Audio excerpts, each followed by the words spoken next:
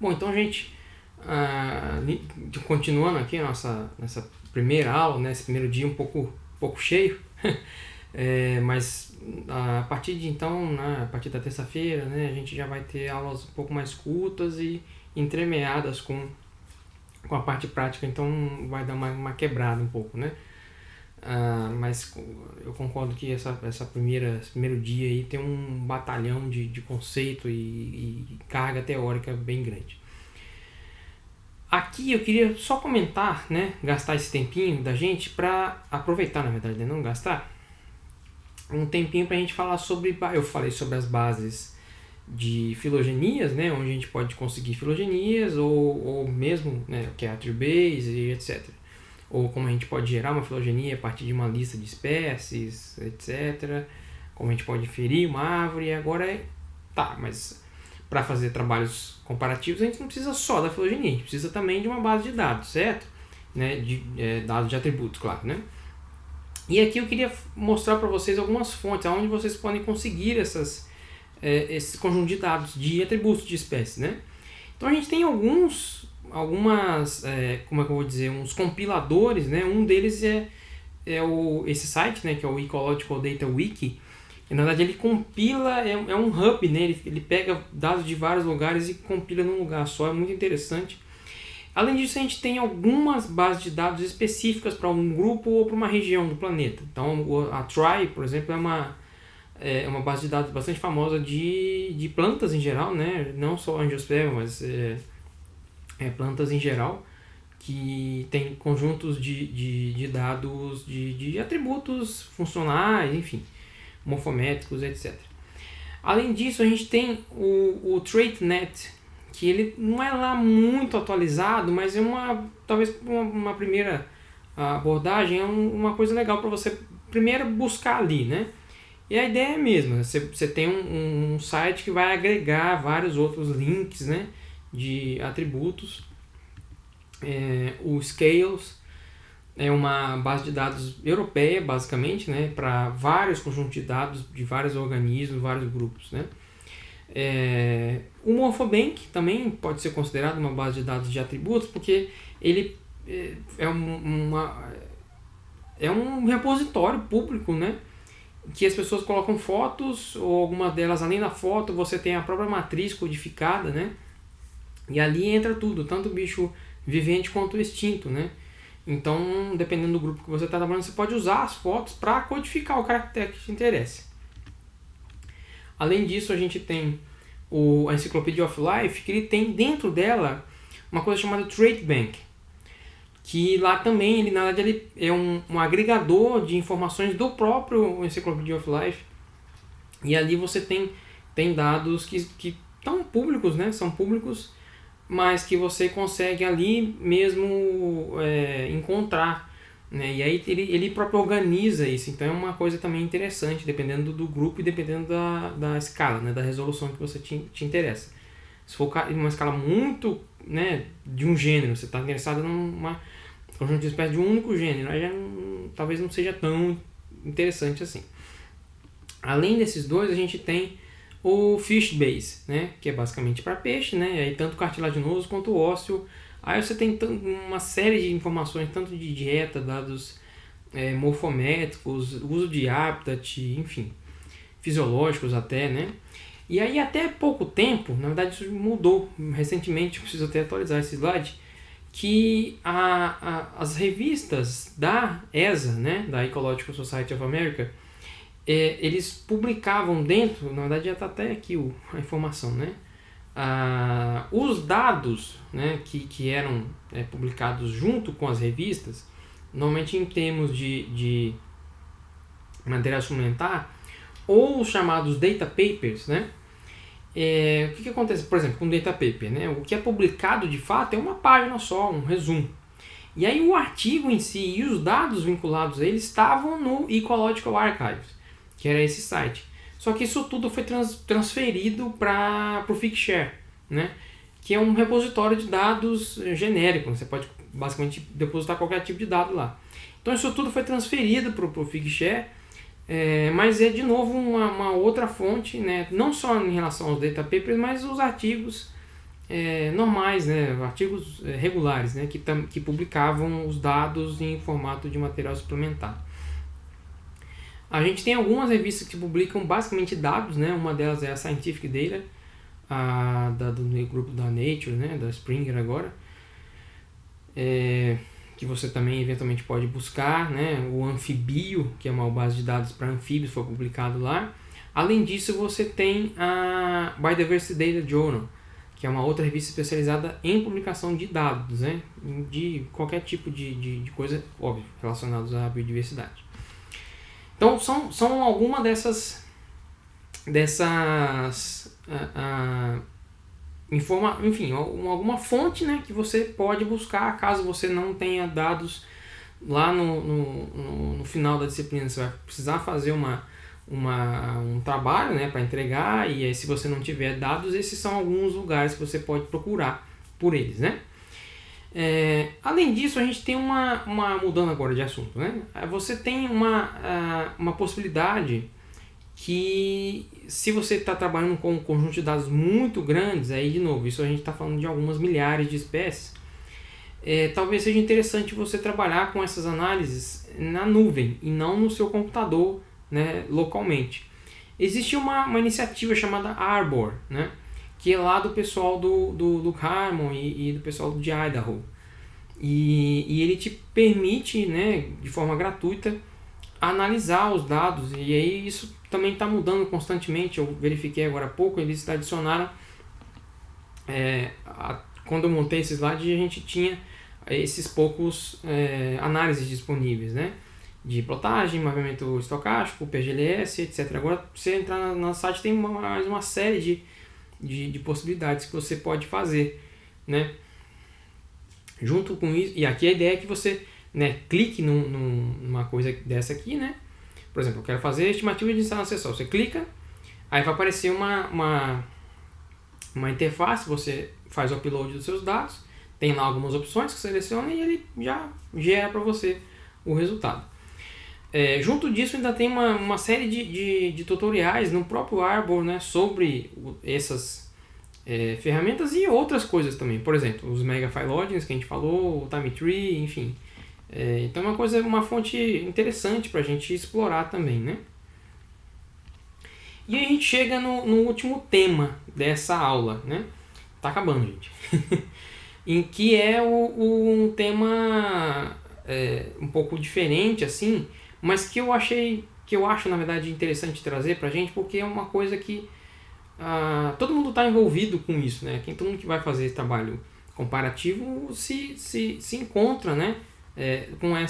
Tem que lidar com esse tipo de assunto, que é o desenho dos estudos. E aí eu vou falar, além disso, de estratégias de como lidar com o mismatch de dados, que é de longe o problema mais comum, né? O que é esse mismatch? É o descasamento, né, entre as espécies que você tem na filogenia e as espécies para as quais você tem dados, tá? Como é que a gente lida com isso? Como é que a gente combina essas bases de dados de maneira a maximizar tanto uma fonte de dados quanto outra, né? Uma maneira simples é simplesmente você recortar e falar, não, eu vou ficar só com um subconjunto, né, para minha análise final, só das espécies que tem filogenia e também tem dados. Só que ao fazer isso, dependendo do grupo, você tem que jogar muito dado fora, né? E justamente você não tem esse casamento para uma quantidade às vezes grande de espécies. Então, já de cara eu falei sobre esses problemas mais comuns, né? Antes disso, você tem um problema talvez no nível 0, né? Que é a falta completa de dados, né? Tanto filogenético quanto traits. Então, o que acontece? Às vezes você tem uma pergunta interessante, você conhece muito sobre um determinado grupo de organismos, mas não existe filogenia, né? E nem base de dados pronta sobre atributos. Então, nesse caso, aí você está desbravando um novo território mesmo, você tem que fazer o seu próprio, coletar esses dados, né? Inferir a sua filogenia e tudo mais. Só que existe um outro problema, que é esse que eu disse que é de longe o mais comum. Que para a grandíssima maioria dos casos, você tem uma filogenia, às vezes não é tão completa, mas ela existe. E também tem alguns dados mais de traits, mas que também não são completos. Então, o que acontece na maioria dos casos é esse descasamento entre as espécies que foram amostradas na filogenia e as espécies para as quais existem dados de atributos disponíveis na literatura ou em bancos de dados, né? E aí, claro, existe um outro problema aqui. Os dados até existem, mas eles não estão acessíveis, né? Ou eles estão, né, de posse de algum pesquisador que não quer compartilhar, enfim. Então, essas ferramentas que eu vou oferecer para vocês, na verdade, é para lidar com esse problema, né? Os outros dois, infelizmente, não tem muito o que a gente fazer. Então, e esse problema desse descasamento é o que a gente... existe nome para isso, tá? E esse é um dos grandes, ou um dos 6 ou 7, né? Tem gente que coloca até um sétimo, né? Na verdade, divide esses 6 em um outro, que são os shortfalls, né? da biodiversidade, ou a gente pode traduzir isso como déficit de conhecimento, que são os déficits darwinianos, ou seja, uma falta de conhecimento sobre a relação evolutiva entre as espécies e o modo de evolução delas, e o déficit Rankeriano, que é o déficit sobre atributos, tá? Então, esses dois déficits é justamente o que a gente está lidando, né? E claro, isso o nível, né, talvez a gravidade desses shortfalls, isso varia de acordo com a região geográfica, de acordo com o grupo, né? Mas eles, de uma forma ou de outra, eles são algum tipo de impedimento para estudos comparativos, tá? Então existem algumas iniciativas, né, algumas ferramentas para tentar lidar justamente com esses déficits. Enfim, como eu estava dizendo, né, a gente tem esses 6, inicialmente foram propostos assim, né, na verdade unidos dessa forma num artigo de revisão do Joaquim Orotalo, de 2015, nesses 6 déficits ou shortfalls. Só que tem gente também que desmembra o próprio Rankeriano em dois atributos, ou até o shortfall eltoniano em 2 tipos, né? Enfim, que esse aqui é o déficit sobre, né, o Wallaceano, acho que todo mundo conhece, né, o déficit sobre a distribuição das espécies. O déficit linneano é sobre o nome das espécies, a descrição das espécies. O prestoniano é sobre a abundância, eltoniano é sobre o nicho eltoniano, né, o nicho de impacto, o nicho de requerimento, né, o nicho Hutchinsoniano. O Rankeriano são traits, e darwiniano é o conhecimento sobre relações evolutivas, né? Então, como eu disse, né, o shortfall darwiniano ele foi proposto nesse artigo, né, dos Alexandre e colaboradores lá de Goiânia, e na verdade são vários aspectos, né, sobre essa ignorância que a gente tem sobre as relações evolutivas. Então não é só a topologia em si, não é só o posicionamento da espécie, né? Então tem a ver também com o tempo de divergência, né? Ou o próprio comprimento de ramo, se você quiser, talvez uma coisa um pouco mais técnica, né? Mas também sobre o modelo evolutivo, né? De atributos, né? Que a gente pode, né, usar que a gente usa para reconstruir a história evolutiva, né, de um determinado grupo.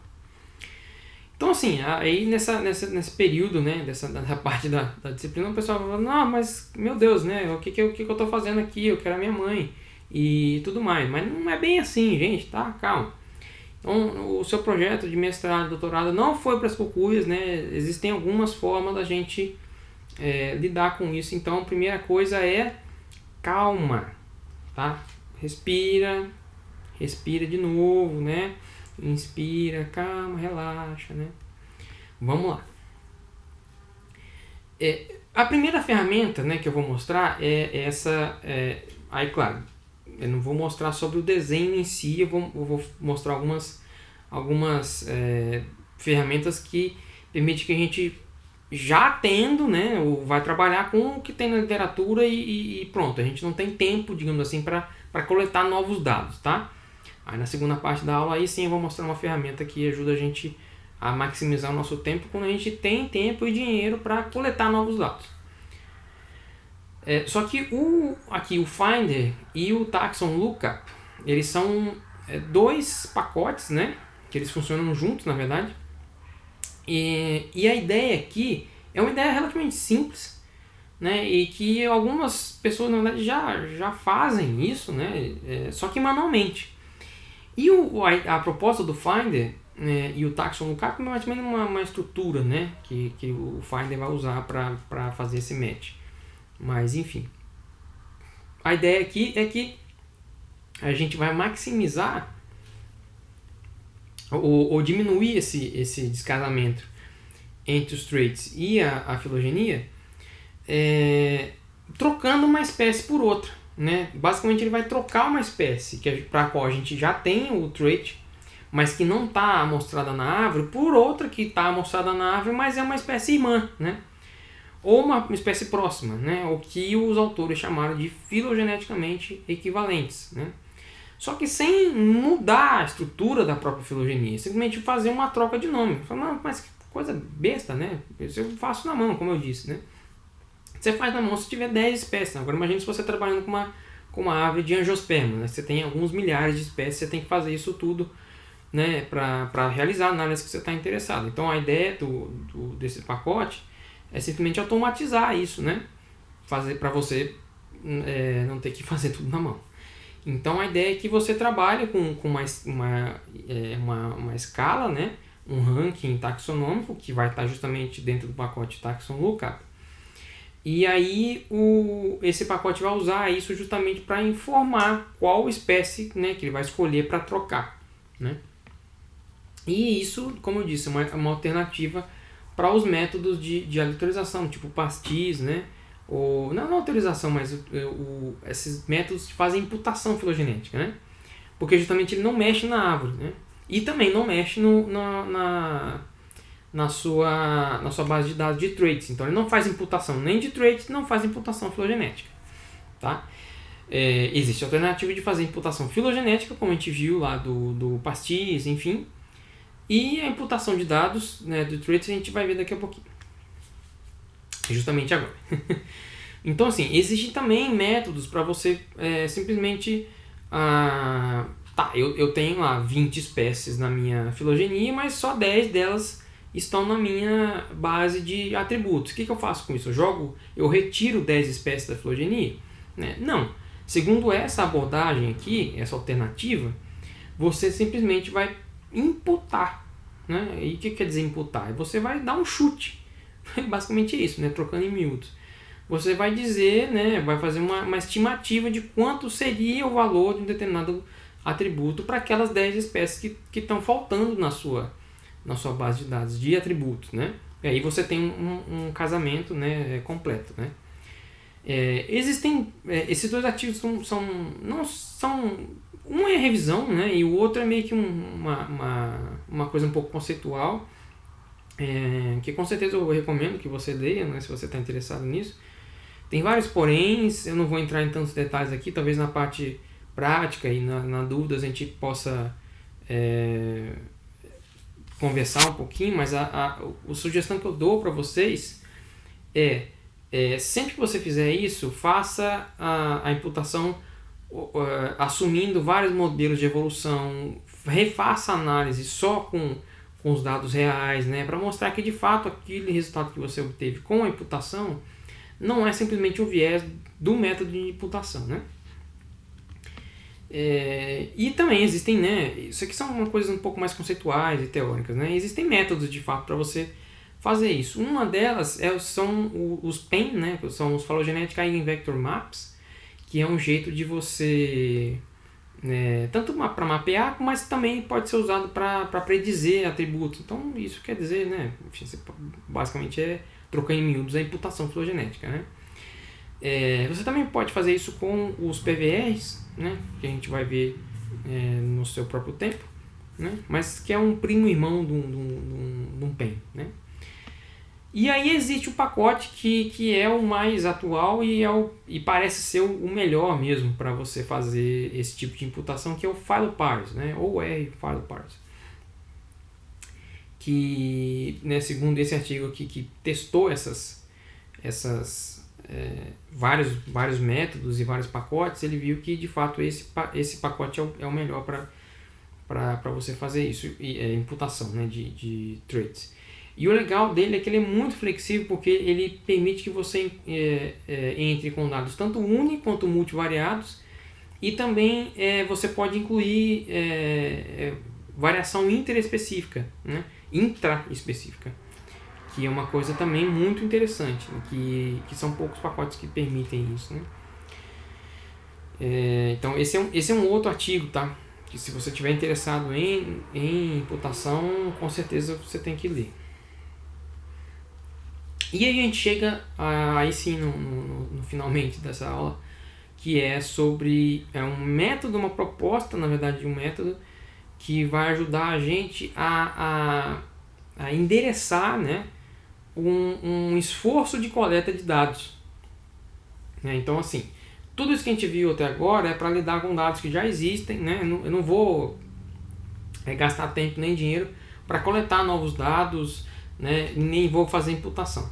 Aqui não, o Phylogenetic Targeting é uma proposta de, existe esse descasamento, né, esse mismatch, mas eu estou disposto, né, ter um tempo, dinheiro, pessoal envolvido para coletar esses dados por meio da literatura, ou fazendo experimento, ou indo para campo. O ponto é, eu quero maximizar o meu esforço, né? Eu não tenho tanto tempo e nem dinheiro infinito. Como que eu faço isso? Qual espécie que está faltando os dados eu vou privilegiar? Vou justamente target, né?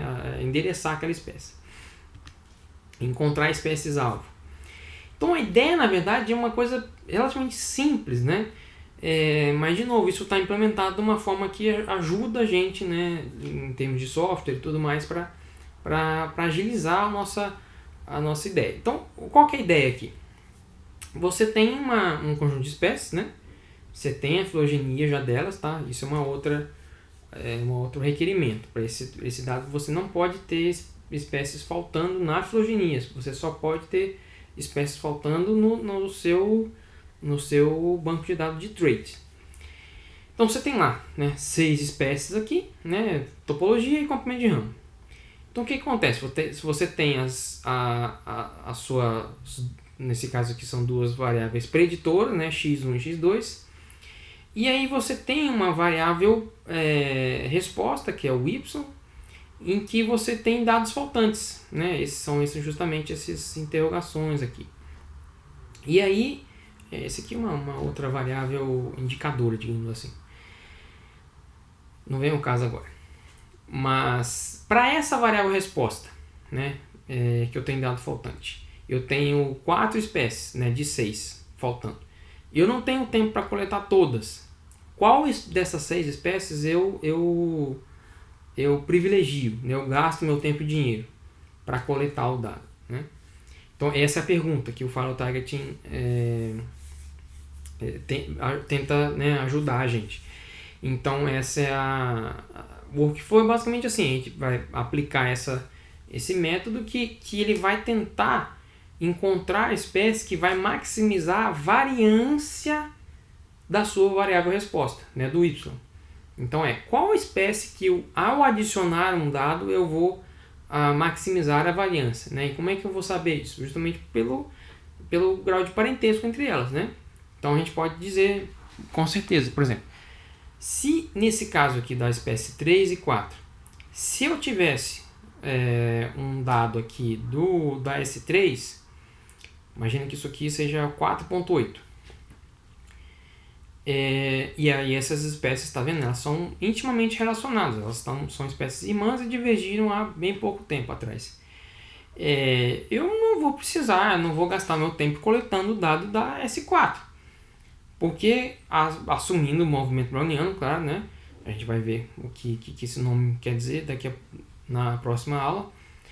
É muito provável que o valor, né, seja muito parecido, porque justamente elas estão proximamente relacionadas. Então, Sabendo do valor da S3, não faz muito sentido eu coletar o dado da S4, né? Eu prefiro coletar uma espécie que está mais distantemente relacionada à S3.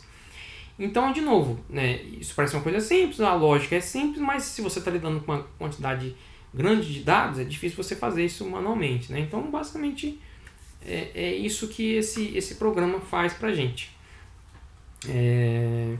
E aí, enfim, eu acabei de explicar justamente o que está nesse slide aqui. Tá. Bom, então é isso, né? O que a gente precisa para rodar o file targeting?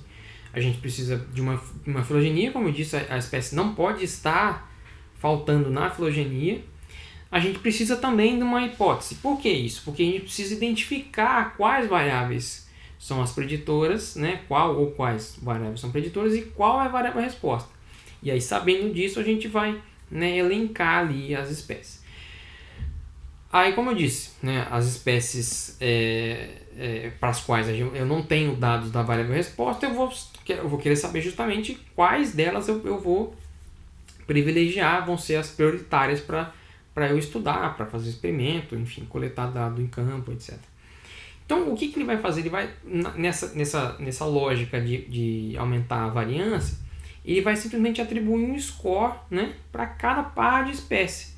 Né? E aí ele, óbvio, vai levar em conta a filogenia e o valor das variáveis que a gente, né, já conhece. Né? E aí ele vai, a partir disso, esse score leva em conta, né, a espécie para a qual ele vai, que seria mais relevante, né? Ou seja, a espécie que vai ter um score maior vai ser justamente aquela que seria mais relevante para testar a minha hipótese, e aqui é a espécie que vai aumentar a variância da minha variável resposta, y. Tudo bem? É justamente o que eu acabei de dizer também. Ainda bem que eu estou lembrando, né, dessas coisas.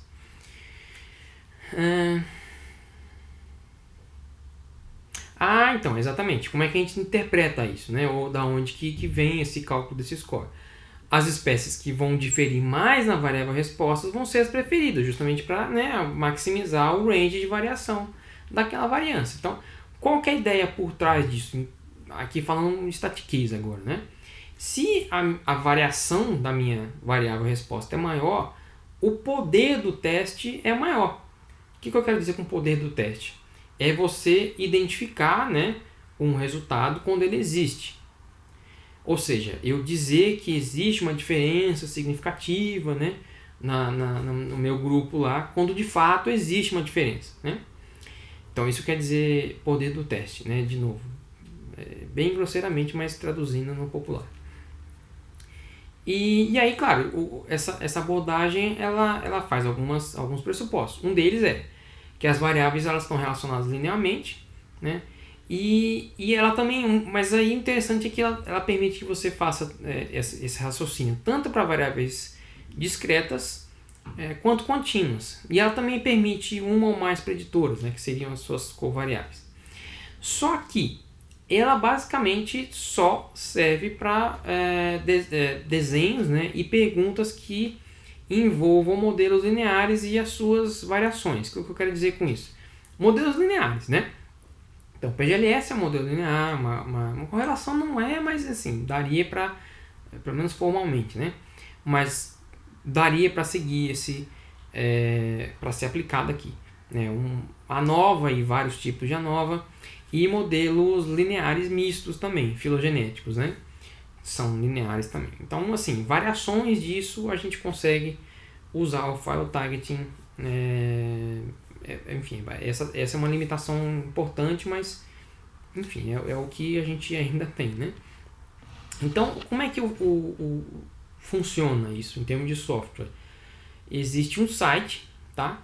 Que ele é mantido lá pelo o pessoal do Charles Nunn, e a gente vai usar diretamente no próprio site, tá? Não sei se... sim. Então, esse é a home do site, né? Então, a gente tem 4 botões aqui. Então, a ideia tem um tutorial, claro, mas se você clicar aqui no File Targeting Web Server, é onde você vai, de fato, usar, né? Vai calcular essas coisas todas que eu acabei de explicar. Então ali, se você clicar, ele vai te dar uma série de passos, né? 5 passos basicamente. O passo 1 é onde você vai fazer o upload, tanto da filogenia quanto dos... Não, na verdade, desculpa. Você tem que fazer um input de um arquivo Nexus. E aí dentro desse arquivo Nexus, aí você consegue, né? Armazenar tanto a filogenia quanto a matriz de dados de atributos. Aí, claro, no dado faltante você põe uma interrogação. Mas é que essa opção aqui é para você continuar a partir de uma sessão que você parou anteriormente, né? Se você, sei lá, por algum motivo não pôde terminar de processar, você pode salvar e ele te salva um arquivo e você pode retomar isso depois. Mas se você está iniciando uma análise nova, você tem que começar aqui por cima, né? E aí, se você quiser um exemplo, tá aqui. Mas basicamente ele vai clicar e vai te mostrar um arquivo Nexus, né? E aí com tudo isso que eu acabei de falar. Mas você pode usar isso para montar o seu próprio, no Meskit, por exemplo, né? E aí, a ideia é que você faz o upload e aí vai seguindo os passos. Enfim. E aí, na análise, a gente, né, normalmente quando a gente faz a parte prática, no presencial, eu faço o passo a passo disso. Mas aqui, basicamente, se você clicar no passo 2 ali, vai te dar as opções de análise. Se você quer usar uma topologia ou duas, enfim. E quais as variáveis que te interessam. Aí você faz as seleções, clica no 3, né? E aí ele vai te dar, né, o resultado, na verdade. E esse step 4 são só alguns detalhes. E aí os 5 é justamente se você quiser, por algum motivo, salvar a sessão para continuar depois, né? Sei lá, brincar com alguma dessas opções no segundo momento. Aí você tem essa opção aqui nesse step 5. Se não, aí é simplesmente... Aqui no 3, né, você já tem o resultado que é justamente o score. Ele vai te mostrar uma lista, basicamente, das espécies, né, já elencadas, né, as espécies com maior score, eles ficam no topo da página, ele vai decrescendo, né. E aí agora a gente chega no final dessa aula, que tá gigante, eu concordo, mas aí a gente iria para a parte prática, tá?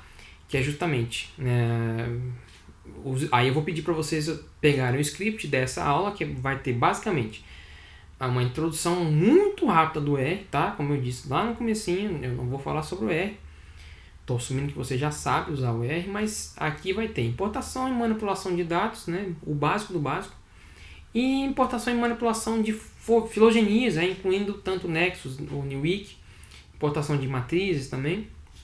E aí normalmente eu faço um tutorial dos sites, né, tanto do Phyllo Targeting quanto do Time Tree, e aí a gente inclui um tutorial do Finder, do OpenTrueLife, né, do pacote, e do PhyloParse para a gente fazer imputação. Isso também está lá no script dessa aula, tá? Que é a aula de segunda-feira.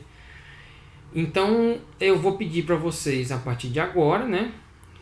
Essa parte teórica já acabou finalmente. Então parem, né? Antes de seguir para o próximo vídeo, parem e pega o script dessa aula e tentem seguir. E a gente vai se encontrar hoje lá no final da tarde para tirar as dúvidas, tudo bem? Então a gente se vê à tarde e depois no próximo vídeo. Até mais!